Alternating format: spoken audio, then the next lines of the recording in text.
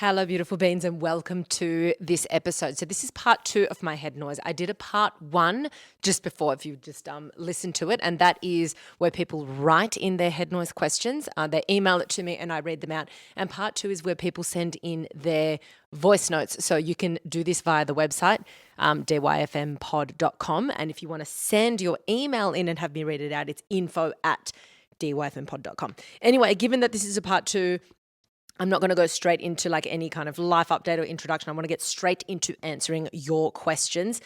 And hopefully, as always, my aim is that this can apply, like you can use this advice and apply it to areas in your life as well. Okay, there's a lot to break down. Well, I've got 4 to break down.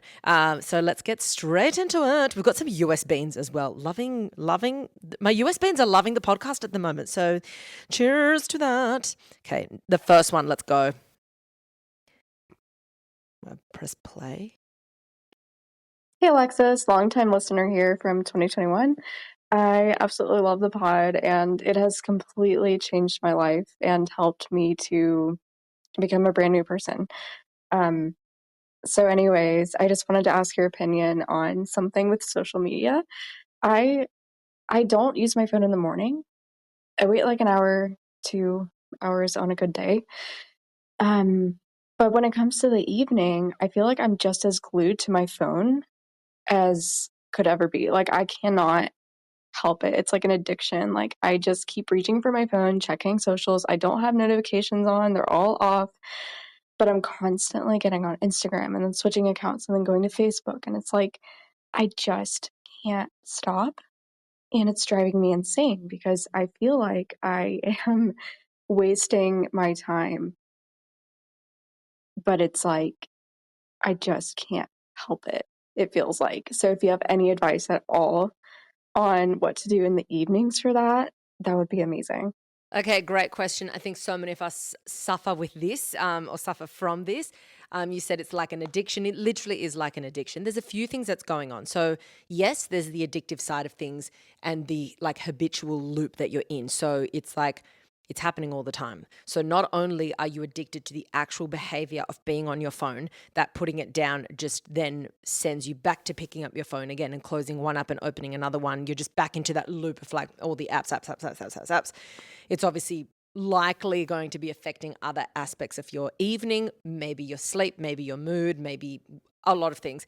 But then there's obviously so you got the habit and the addiction of the dopamine of the app, the habit that you're doing it every night. Because if it was like, oh, I found myself doom scrolling when I'm normally whatever, then you probably wouldn't be so worried. But you've got this habit of your old self or the self up until today that does that every night, plus the addiction side of like the quick hits of dopamine when you're using the app. That's one thing. The other thing is you're doing great in the mornings.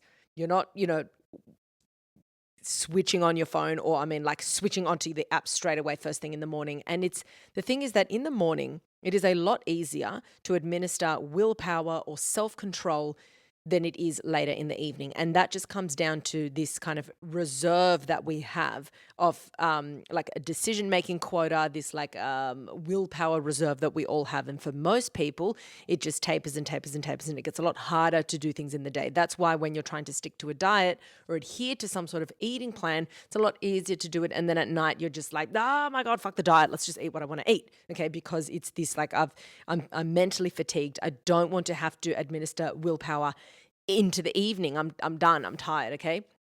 So these two things at play. Now, the next thing is you also have to look at what is going on when you do try and put your phone down. Because a lot of us think, okay, I'm going to try and put my phone down, or my intention is to put the phone down, but the alternative just isn't that exciting. It's like, oh, I'll put my phone down to read. Well, I'm not really that excited about a book right now. I'm literally going to be forcing myself to read. When I'm really addicted to my phone, I really feel a lot more excited and it's more of a hit when I'm on my phone. So I'm just going to put my phone down. It's going to be right there and I'm going to be trying to get into this book that I'm not into. Or, so you got to ask yourself, what alternative have I provided for myself? And then another question that you need to ask yourself is, when are the times where I notice that I haven't even touched my phone? And you will notice that they are in the times of the highest connection or where you're feeling the most fulfilled. So, for example, if I do like a cooking night with my cousin. You guys know that every Tuesday I get together with my cousin. Well, I think you know, I get together with my cousin and we like try and cook because we've always been shit cooks and we're trying to become really good. Those nights, I will film the cooking, but I don't get on my social media. I forget that social media exists. It'll be late at night and I go to check it, but I'm like, I've actually had the best night ever. I'm just doing this out of habit. I don't need to check. And then I end up just not checking it until the next day because I'm so connected. I'm so fulfilled. I've had such a wholesome night that really feeds my soul where I'm having fun, I'm working on an activity, I'm learning something, I'm with my cousin who's like my best friend. We're just having such a good time. It's so good for the soul that I don't think about it. Could it be when you are, maybe on the phone to someone that you love and it's really entertaining? Could it be when you're watching your absolute favorite movie and you're like, oh my God, like when are the times for you that you're like, not only do I not reach for my phone, but I'm not remotely compelled to reach for my phone? That even if someone said, do you want to check your Instagram right now? You'd be like, no, I'm really into what I'm doing right now. And this is going to help you start to figure out how you can begin to replace certain things, what you can start to do to make yourself, engage in other activities where you're not so much engaging in your phone and in your apps and in the social media and all of that at the end of the day, because that is when you have the least amount of self-control. So to sit there on the couch and do nothing and administer, that's not going to happen. Okay. It's absolutely not going to happen. So I want to come in and replace this behavior for a much healthier behavior, one that obviously is not leading into addictive behavior, actions, but it's also really fulfilling, good for my soul. It's either contributing to connection, it's contributing to growth or purpose, or I'm learning something, but it's got to be entertaining. It can't be more effort, because if you're going to replace this to be like, well, I'm going to fucking study for 2 hours, that's not fucking tempting. You're like, I'm tired. That's the point. I get to the end of the day and all I want to do is doom scroll. So you've got to lean into what you already know about how you're feeling, okay? Can't be something that's difficult. It has to be relatively flowing or easy, or the effort that is required is enjoyable effort. That's why for me, hanging out with your friends, having a nice conversation, watching your favorite rom-com, reading a book that you're into, drawing, doing a puzzle, things like that. You need to be replacing the behavior. You can't just remove it, because that void is going to be so fucking loud in your head and it's going to be really hard to just do nothing and you're resisting. It's not about removing, it's about replacing, okay? Then you also have to ask yourself, if I struggle to just do a puzzle or cook or do these wholesome things that Alexis tells me to do, you got to ask yourself, what am I avoiding? Am I struggling to just be alone with my thoughts? Am I terrified of being bored?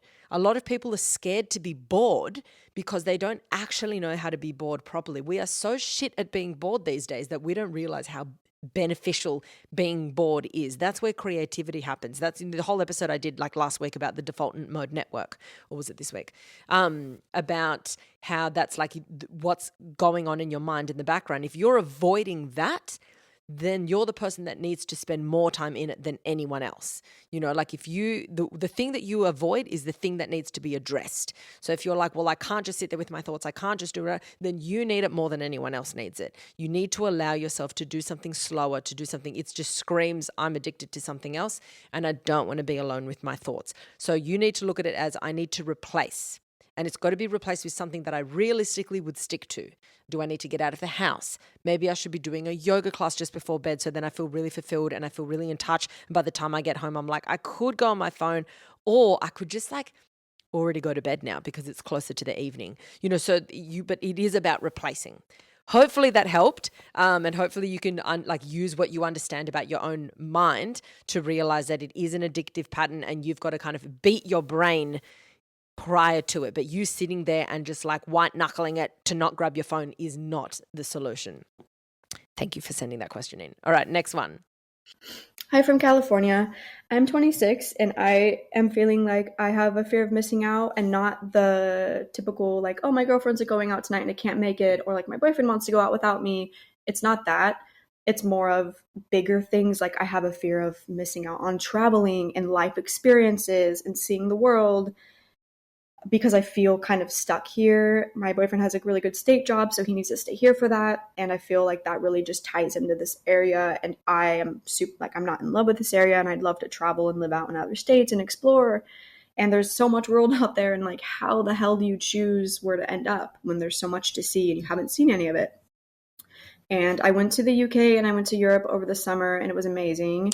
And I came back feeling quite empty. I just felt like I needed to travel more. And I am really worried that I, if I travel, I'll leave a really good partner who I can see myself having kids with one day, being married and settling down and doing that life. But I also am worried that if I do that, I'll get really resentful that I won't have had that time to travel. And I feel like if I were to die right now, I just feel like there's still so much that I haven't done. And I don't really know how to balance these. So if you have any tips for like not feeling like your world is falling apart when you feel like you're going to miss out on a ton of life, I would greatly appreciate that because I'm losing my mind. Oh, that is such a good question. I feel like so many listeners would be able to relate to this because you're like torn between basically like two versions of how you could live your life. There's the version that you have where you acknowledge that there is a lot of good, like you have a great partner. I mean, you don't like where you live, but you can acknowledge that your relationship is great, it's healthy, you probably have your health, I'm sure you have, employment. There's probably a lot of things that if you were to really focus on it, that you could see a lot of good in and it could fulfill you in many ways, right? And then there's the other side of your life where you're like, this is what I'm actually craving, this is what I want, this is what I like you said, if I died, there's so many things that would be left unseen or unexperienced or all these things, I don't want to get to my deathbed and have these regrets. And this is like the deathbed test kind of thing. Like, think about it when you are, I mean, hopefully when you're in your old age, not tomorrow, but it's this idea of looking back and thinking, what would I have valued the most and what would be my biggest regret? Hypothetically, if I could put myself in the mind of my, old self, would it be, I wish I did just go and do that fucking trip. I wish I did just, you know, go for 1 year abroad or even just 3 months or whatever, if I had a system where I could be traveling more often or whatever. Like, you've got to ask yourself, what would be my biggest regrets in life? And some people can like really are the homebody. That doesn't appeal to them. They prefer to be at home, to be, to create this, like, they're like a homebody, they have their nest and they love it, and that's really fulfilling. And for other people, it's like, I need to spread my wings. I need to explore. I don't need to be grounded in one location. I want to be seeing all these things.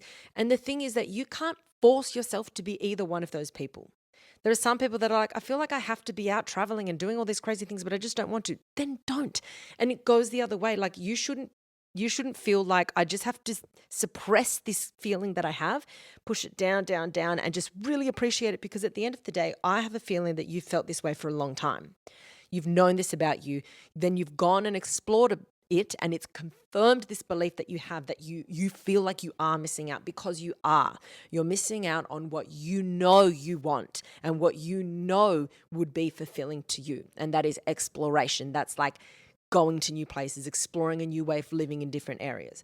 So the conundrum here really comes down to the relationship, because you've got to ask yourself, if I was single, would I be living in Europe or in London, any other country in Europe? Would I be abroad? I would imagine that your answer would be yes. Okay. Now, I'm not saying break up with your partner. Obviously, you're extremely happy with your partner, but you have to look at, like, how can I work with what we've got here? I don't want to leave my partner. You've made that clear, and that's great. You've got a good thing going. Okay. So you're like, how can we as a team work with this? Because currently, I'm the one who, and you might not even communicated this to your partner. So I don't even know if you've even really opened up about how you really feel. That's a whole nother topic. But you might be in a situation where you're like, whether I've expressed this or not, I'm the one making the full compromise here, because I'm living somewhere where I don't want to live because of my partner's job, and it's a good job for my partner and maybe a good job for us, whatever. But I'm the one who's making the compromise here. So what you could do is you could speak to your partner about what this could look like, because I don't want you to get bogged down with what is the norm with relationships around you. You've got to look at what's going to work for the two of you, for the both of you to get the most out of this relationship. And if you think that staying here with him will cause you to resent him and the relationship long term, then that's not going to be the solution either. You can't just switch off this flame inside you of a deep desire that you want. It needs to be explored. And I'm not saying move overseas and call it a day and just do a long-term relationship and that's it. But I am saying maybe you could pitch to your partner, I want to do 3 months abroad. And I might want to do it now and then in like another 2 years or in another 18 months, but I need this. I would be the best version of myself. I'd be happier. I'd have these big adventures to look forward to. Maybe you could join me here or there on one of them or for the first couple of weeks, but I need this to tap into who I really am and what I really want.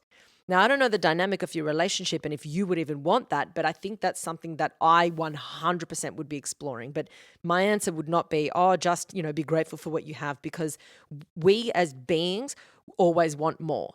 There's a difference between, you can still be extremely grateful for what you have and want more, okay? It's being grateful and having to settle to have nothing more in your life are two completely different things. And I do believe that you are grateful because you're acknowledging the good things that you have, okay? So you need to create a relationship that works for both of you.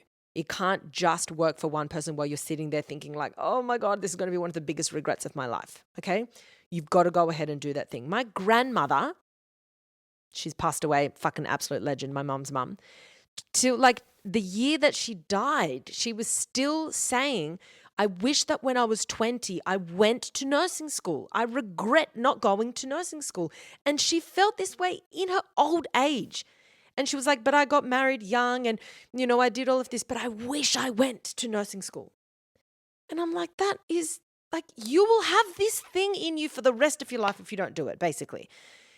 Get your partner to work with you. Be like, work with me on this. I will be the best version of myself if I'm able to tap into my biggest dreams and my biggest desires.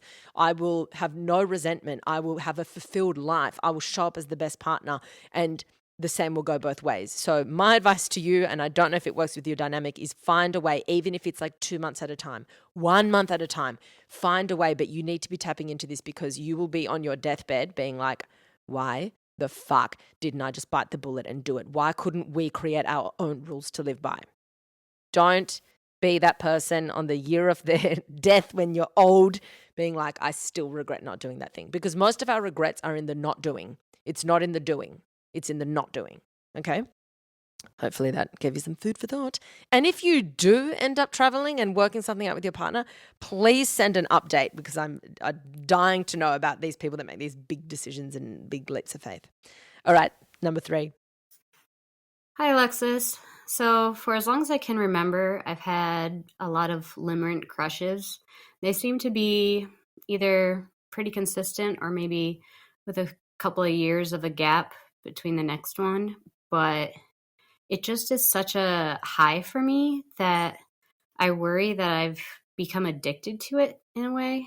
And it's also so controlling over my life that I wish I could just get that thrill in another way, but there doesn't really seem to be a substitute that is as exciting. And I'm not sure how I'm going to get myself out of that loop because chasing someone seems to also kind of beat down my self-esteem because I feel like I'm not as worthy and that they're somehow above me, which is just icky. So if you could think of something I could do differently, that'd be great. Thanks so much. Fucking great question. That is such a good question. And you are so aware of what's already going on, knowing that it's an addictive loop, knowing that it has to do with your relationship with yourself, chasing, that everything you said was spot on.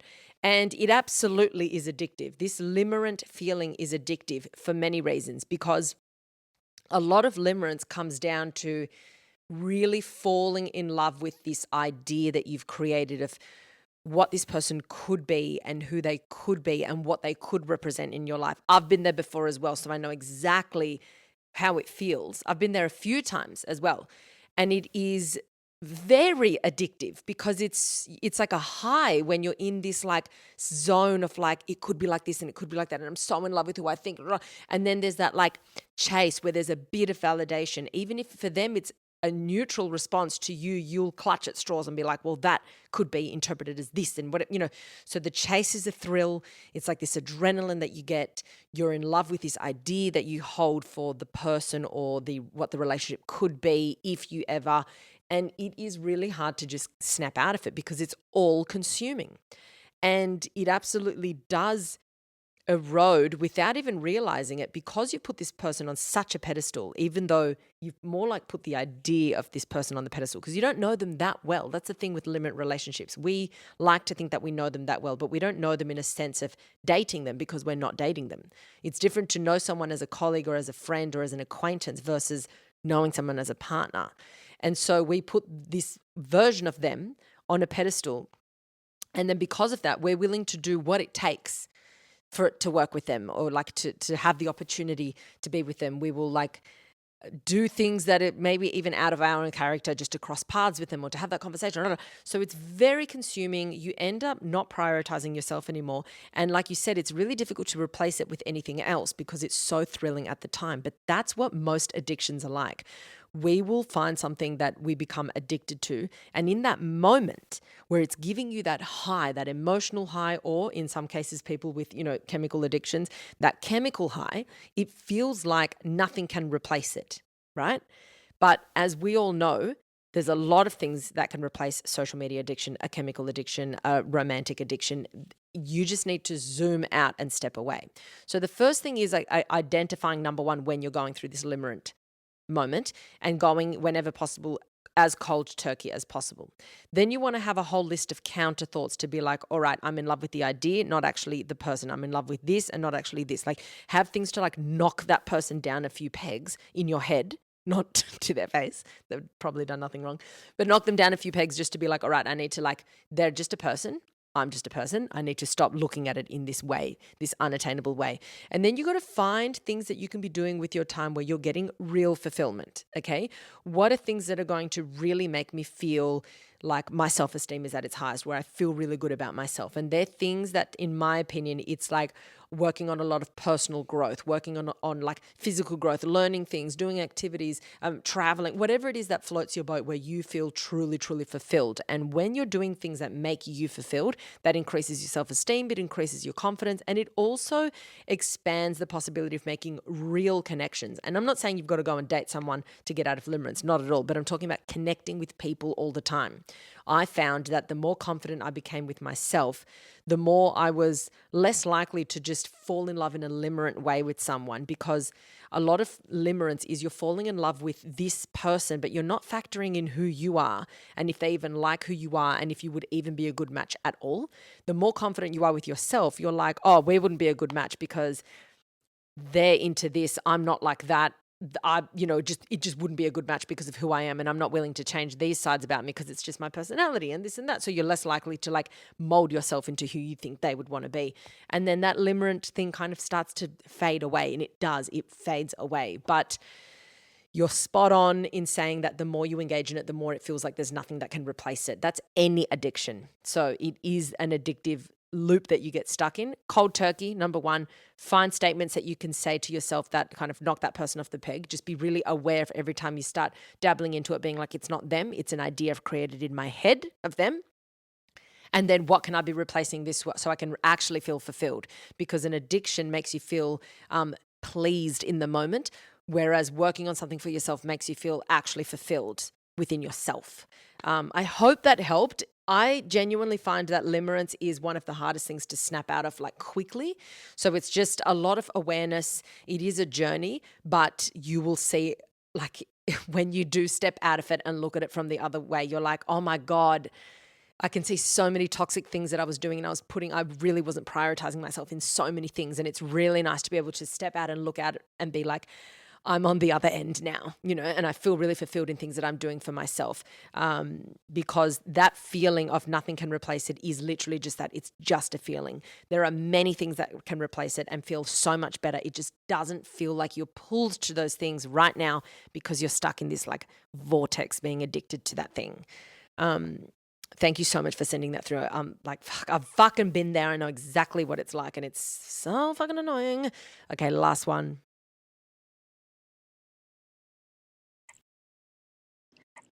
Hey Alexis, I have been listening to your podcast for a while now. I absolutely love it. It's helped me so much. I actually have changed. I'm going to change. I work in a corporate job and I've just applied at uni next year to study nursing, which is completely different. I'm super excited. So thank you so much. You've given me the confidence to do that.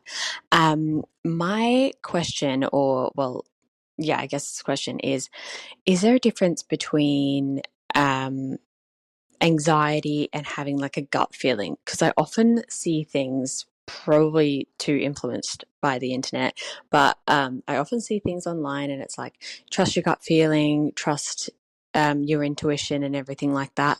And I'm someone who does get anxious. So I am a highly anxious individual, and I find that I'm not sure if it's a gut feeling or if it's anxiety.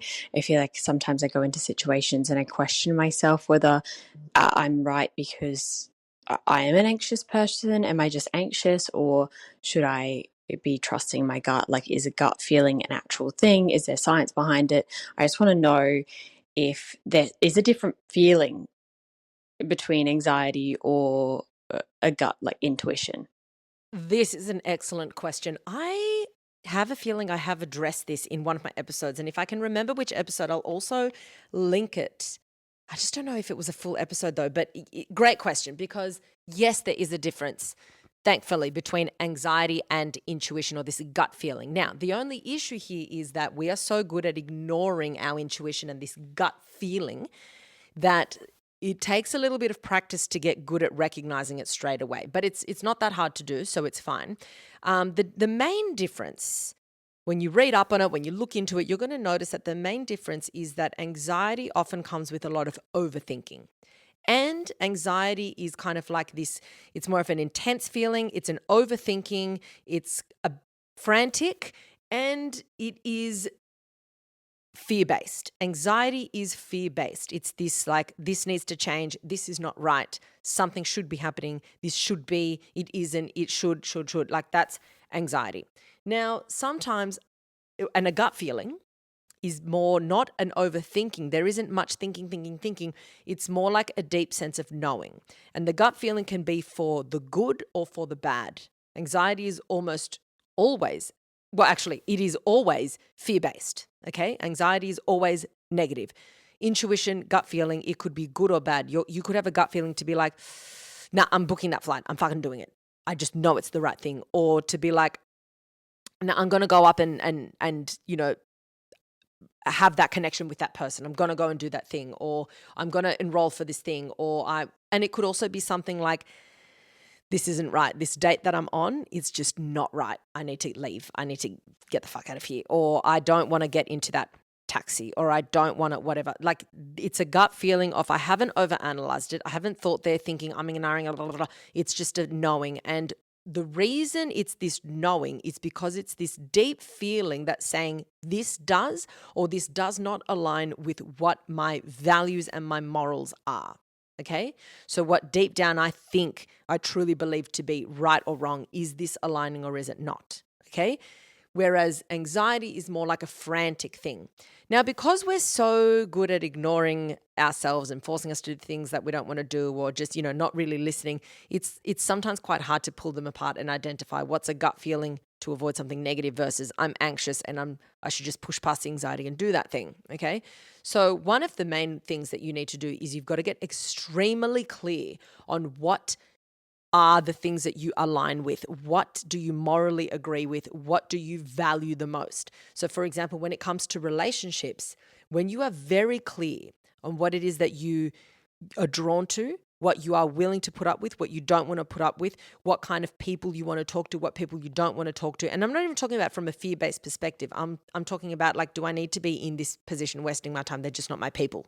You know, do I need to be engaging with this? Do I need to be? So it's like the clearer you are with all that kind of stuff, the easier it is to be like, oh yeah, this is my intuition being like, this is not aligning versus this is aligning. If it feels a little bit scattered, if you don't really have clarity on what kind of relationships you're willing to like have or not have in your life, then it can sometimes get blurred with anxiety. So I feel like basically in a nutshell, my answer is gut feeling should feel like a knowing. It shouldn't be this questioning. It is not always fear-based. It could be for the good. It could be for the bad. It's a lot calmer. It's not this frantic, neurotic feeling. It's this settled feeling of like, nah, not for me. Or, yep, I'm doing it. I'm just going to do it. For example, this is like, because I want to give you an example of the gut feeling to go and do something. When I was with my toxic fucking crazy cunt of a partner, and I had this opportunity to go to the United States for 3 months, okay? And he kept threatening, being like, well, if you go, we could never be together and it just wouldn't work and this and that. Even though I was pushing to stay together while I was gone, I remember people saying to me, but are you willing to give up the relationship for this trip? Like, what if you go on the trip and you break up and that's done? And I kept saying, I don't know what I'm willing to do. I just know I have to go. I know I have to go. And I remember even not being able to say like deep down, and the thing is that was my intuition. My intuition was saying, get the fuck away from this really unhealthy person. And it was almost this subconscious thing of like, get the fuck out of the country, go, get away from him. And I was heartbroken when we broke up. I was devastated, but it's like, I knew I had to go. That is an example of intuition. And everyone kept saying, but you guys are going to break up and you're so devastated. Would you be willing to risk it? And I wouldn't even answer the question. I'd be like, all I know is that I have to go. I have to go. So if you can identify times in your life where you felt that way, it could be on much smaller things as well, but where you feel pulled to do something against all odds, or you feel like, nah, I'm not doing this. This is wrong for me. Try and identify as many moments of like, oh yeah, that's what it felt like. It just felt like an all-knowing. My body knows. That is the difference to that and anxiety. Anxiety is up here. It's heightened. It doesn't feel good in the body. Intuition, even for the bad things, feels good in the body. Feels right. Okay? And that is because it's aligned with your deep sense of what is right and what is wrong from like a subconscious level. Hopefully that gave you the answer. Guys, thank you so much for sending in your voice notes. I love them so much. Love you guys. And yeah, I'm going to try and keep doing a balance between the written ones and the voice notes because they're just equally as exciting for different reasons. That is all for today. Go forth and be strong, my little beans. And as always, remember, be kind to yourself, be kind to your brain. Don't take shit from anyone, and especially don't take shit from yourself. Danke.